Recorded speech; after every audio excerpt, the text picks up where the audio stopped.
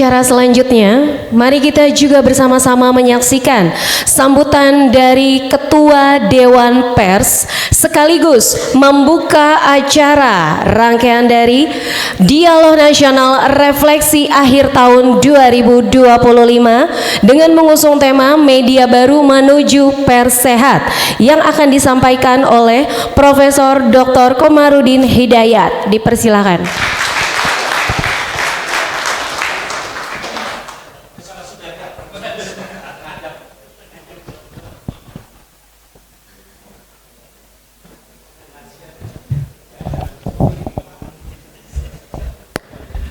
Selamat siang kawan-kawan semuanya.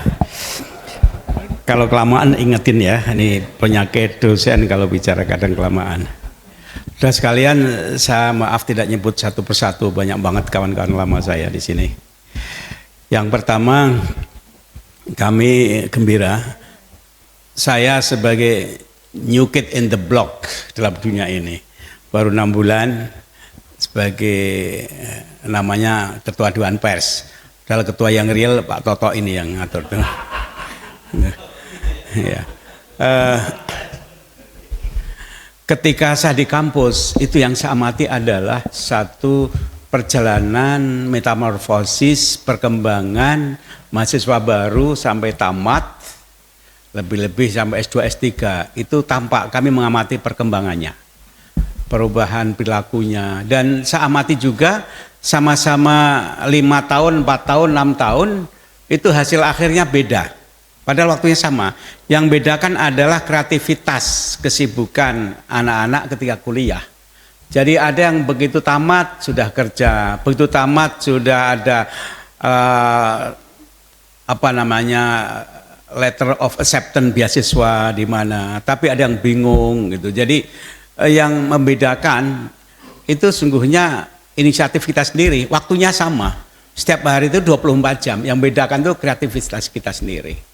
Termasuk ketika era disrupsi seperti ini, yang bedakan adalah respon kita. Dari dulu hidup dia penuh disrupsi, dari dulu gitu. Ketika Perang Dunia Pertama Kedua itu dunia gelap sekali. Tapi setelah selesai nampak cerah gitu. Perang antar negara berkurang, muncul lembaga-lembaga kemanusiaan, perdamaian dan seterusnya. Jadi disrupsi itu dari dulu, memang hidup penuh disrupsi dan penuh kompetisi. Awal mula kita terlahir sebagai janin itu kan juga kompetisi jutaan sperma. Siapa yang berhasil tembus di iyalah itu yang jadi manusia kan, mengalahkan yang lain gitu. Jadi kalau hidup itu kompetisi itu jangan kaget, karena dari awalnya genealogi kita itu yang produk kompetisi. Nah, kemudian saya pernah kerja terlibat di lembaga keuangan. Di situ saya mengamati, saya mengamati bagaimana uang itu mempengaruhi perilaku manusia. Sampai-sampai ada ungkapan bahwa kreasi manusia berupa uang itu sangat powerful mengalahkan agama. Khutbah agama itu sulit loh mengubah perilaku orang. Coba pendeta kiai suruh bunuh, nggak mau. Tapi coba kasih uang, mau bunuh. Gitu. Buzzer itu kan bukan produk ulama dan pendeta. Itu kan karena uang kan. Gitu. Jadi uang that make the world in motion itu uang luar biasa. Bahkan kawan jadi lawan, lawan jadi kawan, jauh jadi dekat, dekat jadi jauh, itu karena uang. Kemudian ketika saya duduk di sini merenungkan, ini baru Dewan Pers, saya mengamati betapa informasi itu merubah perilaku orang, menggerakkan dunia. Emosi, pikiran, perilaku itu digerakkan oleh informasi. Di situ saya lihat ada 3 kekuatan yang menggerakkan informasi. Satu energi, yang kedua uang, ketiga informasi. Mengapa energi uang mengalir ke Sumatera? Karena informasi. Coba nggak diberitakan seperti itu, nggak dipoto, mungkin nggak akan sekencang itu informasi.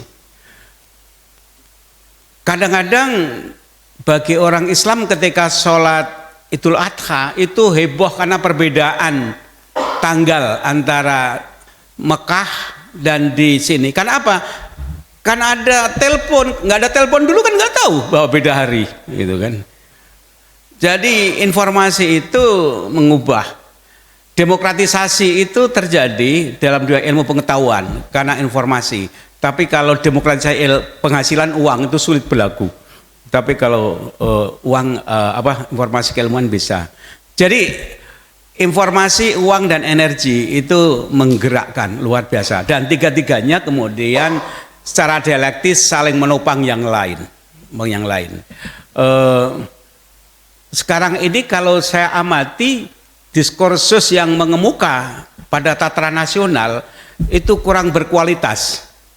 Bandingkan dengan awal-awal kemerdekaan, misalnya perdebatan antara Gunawan Muhammad, Sultan Takdir Ali Shahbana, kemudian di awal-awal ketika Orde Baru diskusi tentang teori-teori pembangunan, orang studi sosialisme, kapitalisme dan seterusnya itu serius sekali.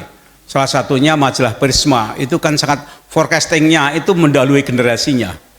Tapi sekarang ini yang ada itu hiruk pikuk, komplain, caci maki, korupsi, penyalahgunaan kekuasaan, kemudian kaburnya batas antara keluarga dan negara.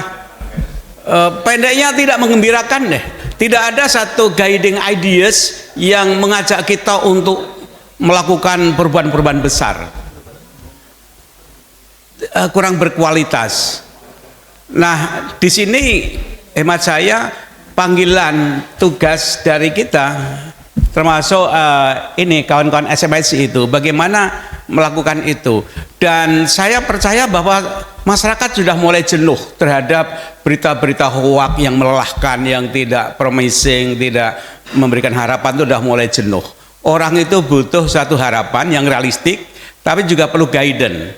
Makanya kalau kampanye dengan negatif itu hasil survei pendukungnya itu rendah. Tapi kampanye itu kalau yang positif, yang memberikan harapan, itu menarik minat orang. Karena apa? Orang itu butuh harapan. Kalau saya amati misalnya mengapa Purbaya tiba-tiba populer, media darling, karena dia berikan harapan. Bahwa iya dan tidak ya kita lihat aja gitu, kita nggak tahu gitu. Tapi sampai hari ini dia tuh memberikan harapan gitu. Para pejabat yang tidak memberikan harapan malah bingung itu kan jadi objek mainan sinisme media massa gitu kan. Dan sering dikatakan bahwa pers itu pilar demokrasi yang keempat. Saya pikir sekarang medsos juga media cyber ini menjadi media demokrasi yang keempat. Ketika ada ungkapan no viral no justice, itu berarti kan menunjukkan kekuatan medsos. Jatuhnya parlemen di Bulgaria kan kekuatan medsos. Kemudian Arab Spring juga medsos. Hanya saja medsos cyber ini di samping menjadi satu pilar demokrasi, tapi kadang-kadang juga bersaing dengan cyber troop yang melemahkan demokrasi. Jadi disinilah terjadi ledakan informasi ini dua kemungkinan. Satu memperkuat demokrasi, nalar sehat, tapi sisi lain mungkin juga mengacaukan. Saya lagi baca buku karangan ini Saud Huta Barat, baru sekali saya dikirim kemarin. Judulnya Revolusi Jari, Finger Revolution gitu kan, kalau di Inggris kan keren. Revolusi jari, silent revolution kan, main jari dan itu. Tapi betapapun bahwa jari itu tetap alat, yang menggerakkan adalah ide. Semua gerakan pada awalnya itu adalah muncul dari the power of ideas, semuanya. Ide itulah yang kemudian kita tuangkan dalam ucapan, retorika, dalam tulisan, dan kemudian menggerakkan. Jadi semua ide-ide ketika dituangkan jadi informasi, itu menjadi satu kekuatan yang mengubah dunia. Contoh yang paling spektakuler tentunya kekuatan peran kitab suci. Kitab suci itu luar biasa. Andaikan sebuah agama tidak punya kitab suci, mungkin yang ada itu dongeng. Dan dongeng itu sulit dijadikan referensi. Seperti cerita wayang di Jawa itu kan nggak ada kitabnya. Itu tergantung dalangnya aja mau ceritakan apa gitu kan. Dan itu jadi dongeng-dongeng. Jadi sebuah masyarakat yang maju itu yang dia punya referensi ide, dan ide itu diawetkan dalam tulisan dan kemudian dibicarakan menjadi guidance. Dan contoh sebuah negara seperti itu Amerika, walaupun sekarang ada interupsi kehadiran Donald Trump, tapi betapapun itu sebuah interupsi saja, karena mereka punya satu dokumen akar tunggang pemikiran yang kuat sekali. Seorang presiden misalnya, itu sungguhnya yang akan ditulis bukan bagaimana dia jadi presiden, tapi bagaimana dia mengakhiri posisinya sebagai presiden. Yang akan jadi cerita itu ujung karirnya, dan disitulah kemenangan Mandela. Mandela 27 tahun ditahan, dia menyelesaikan apartheid, dan kalau dia mau 2 kali pasti jadi dia presiden. Dunia mendukung, rakyat mendukung, tapi dia cukup sekali cukup. Mengapa? Saya ingin membangun betapa indahnya sebuah demokrasi. Gitu. Jadi bagaimana presiden mengakhiri jabatannya itulah bagian dari satu narasi pembangunan etika keindahan demokrasi. Makanya kalau seorang presiden kok enggan turun, itu saya ragu betulkah motifnya mau mengabdi, bangun demokrasi, atau agenda tersembunyi yang dia pegang. Nah, gitu. Ya nggak tahu, itu teori aja gitu. Tapi seorang presiden itu sungguhnya yang akan dikenang akhir jabatannya. Kayak Mandela misalnya. Ketika Nabi Muhammad yang saya pelajari akhir hayatnya itu tidak mewariskan apa-apa hartanya, nggak ada apa-apa. Yang dipikir umatku, dan warisannya adalah kitab suci yang menjadi referensi wacana, dan bukan kehebatan yang dilihat kayak tongkat misalnya jadi ular, bukan itu, tapi apa yang menggugah nalar dan hati nurani, dan tidak perlu pengawal. Orang tidak kenal Muhammad, tidak ada insentif, nggak dibayar, tapi mau mengawal. Mengapa? Karena ada koneksitas idenya, karakternya. Nah, presiden juga seperti itu. Presiden itu akan dikenang adalah setelah berlalu, bukan bagaimana naiknya. Itu salah satu cerita juga, Bapak. Tapi bagaimana setelah berlalu. Sokrates itu juga dikenang karena bagaimana dia akhir hayatnya dan seterusnya. Nah, saudara sekalian, oleh karena itu saya percaya bahwa kekuatan itu salah satunya informasi, dan peradaban ini dibangun oleh informasi, oleh ide. Misalnya revolusi Perancis dan seterusnya, itu kan karena sebuah kekuatan informasi. Hanya saja kalau sebut informasi itu kan ada informasi keilmuan, informasi gagasan yang cemerlang, ada hiburan, ada hoak, ada pornografi, macam-macam, dan sekarang semakin beragam luar biasa. Hanya saja saya percaya bahwa at the end of the day perjalanan sebuah masyarakat itu tetap akan kembali pada nalar sehat. Saya percaya pada kekuatan nalar sehat, dan nalar sehat itulah yang akan mengoreksi ketika terjadi penyimpangan.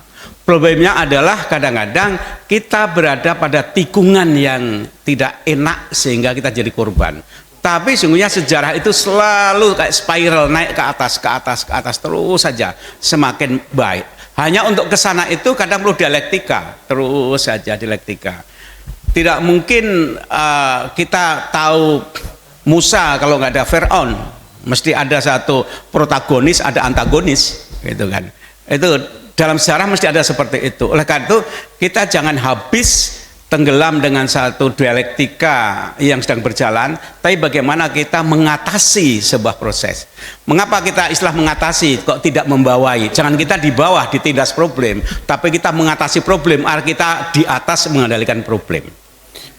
Kalau ada problem kan kita pecahkan problemnya. Mengapa? Karena besar. Kok nggak dipecahkan kan kita nggak sanggup ngangkat. Tapi kalau dipecahkan jadi kecil-kecil diangkat, gitu kan. Begitupun bangsa ini kalau kita memikirkan tanpa metodologi yang jelas, nggak akan sanggup kita mengubah Indonesia. Tapi kalau dipecahkan, diidentifikasi dari mana kita mulai, sebagaimana tukang akupunktur, ini urat yang mana yang perlu kita tekan yang strategis. Nah, yang itu yang kemudian akan mempengaruhi yang lain. Jadi kita perlu ada pembagian tugas di antara kawan-kawan konstituen itu, hemat saya, ketika menghadapi situasi seperti ini agenda, ini tantangan, masalah apa, tema apa. Dan salah satu orang dikatakan pemimpin, itu kan ketika 3 step ahead dibanding yang lain. Seorang pemimpin itu kan karena duluan aja. Dosen itu dengan mahasiswa kan hanya semalam lebih dulu pinternya aja kan. Coba tanya Hendri itu ya. Karena baca dulu baru besok di depan kelas gitu. Kalau dosen nggak baca, mas baca duluan kalah juga gitu. Jadi siapa duluan? Pernah itu Renat Kasali cerita sama saya pas dia ngasih kuliah, ada mahasiswa yang dia lihat komputer, nggak pernah lihat Renat ngajar. Dalam hati agak kesel juga, tapi dia tahan gitu kan, udah diam aja. Tas selesai dia tanya, tadi saya kuliah Anda kok asik lihat komputer ngapa?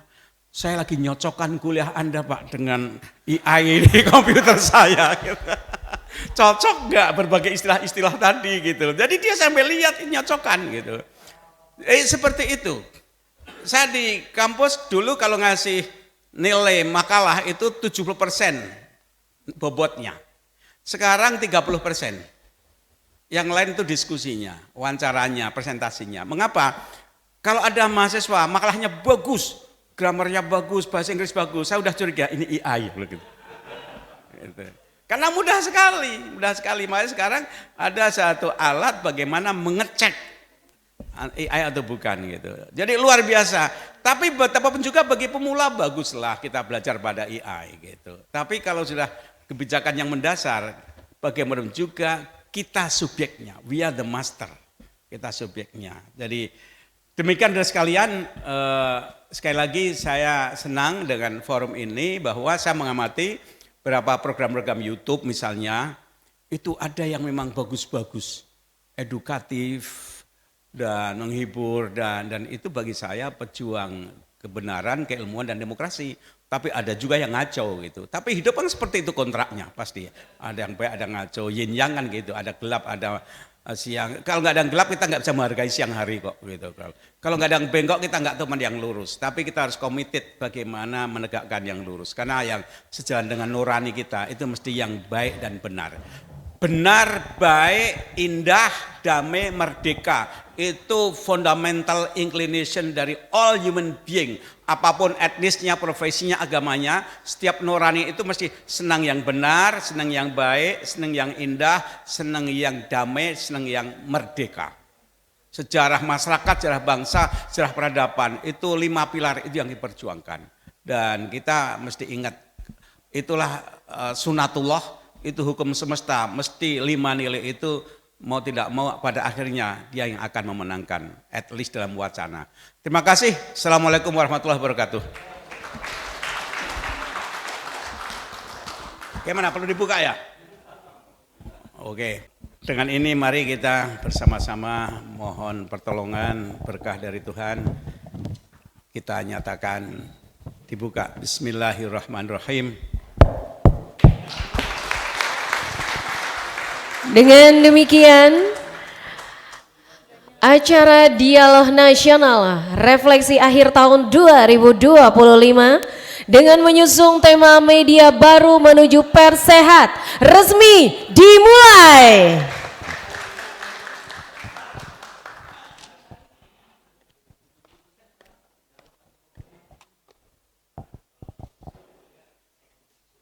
Dan acara selanjutnya adalah penyerahan cindramata kepada Ketua Dewan Pers, Bapak Profesor Dr. Komarudin Hidayat, yang akan diberikan oleh Ketua Umum SMSI, Bapak Dr. Andes Firdaus MSI, dan Dewan Pembina, Bapak Maijen Purnawirawan Joko Warsito SIP. Dipersilahkan.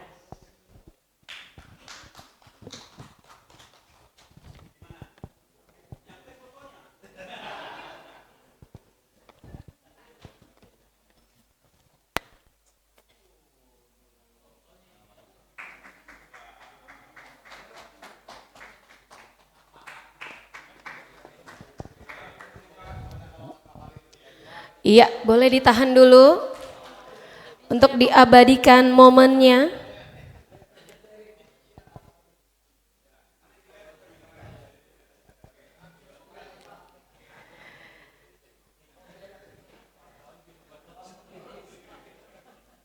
Terima kasih.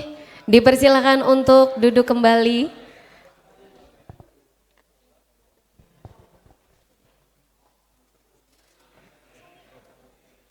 Boleh tepuk tangan sekali lagi yang paling meriah untuk acara kita hari ini. Dan selanjutnya mari kita simak pemutaran video ringkasan 3 sesi dialog nasional.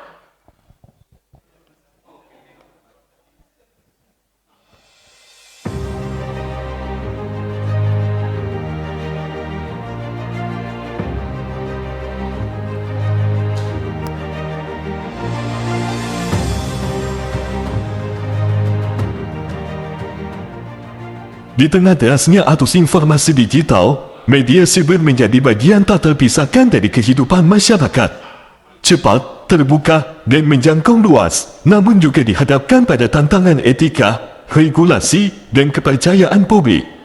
Tahun 2025, Serikat Media Siber Indonesia (SMSI) mengambil peran dengan menggelar rangkaian dialog nasional sebagai ruang bertukar gagasan dan memperkuat tanggungjawab pers. Rangkaian kegiatan tersebut dimulai dengan Dialog Nasional Dewan Pakar, Pengurus dan anggota SMSI bertema Media Baru, Peluang dan Tantangannya yang diselenggarakan pada tanggal 7 Oktober tahun 2025 di kantor pusat SMSI.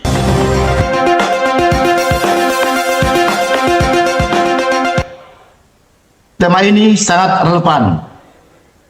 Kehadiran media baru berbasis digital, interaktif dan real time dan berjejaring telah mengubah cara kita mengkonsumsi dan memproduksi informasi. Bagi SMSI yang menaungi ribuan perusahaan media siber, fenomena ini menghadirkan dua sisi.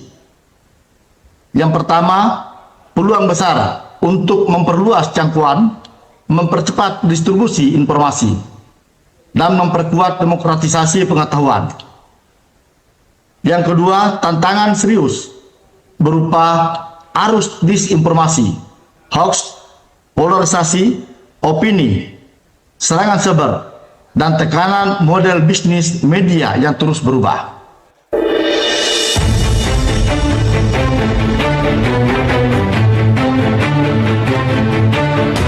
Dapat terlegitimasi dalam sebagai karya jurnalis. Nah, untuk itu lebih lanjut, apa yang dinamakan hate speech ini menurut peraturan perundang-undangan nasional adalah termasuk sebagai tindak pidana yang berbentuk dapat penghinaan, pencemaran nama baik, penistaan. Justru narasumber kami dijadikan tersangka dan saya pun juga dijadikan tersangka sampai sekarang. Pertama kali membedakan mana yang konten yang diproduksi wartawan dan mana yang bukan adalah apakah ini menyatakan diri sebagai jurnalis atau enggak.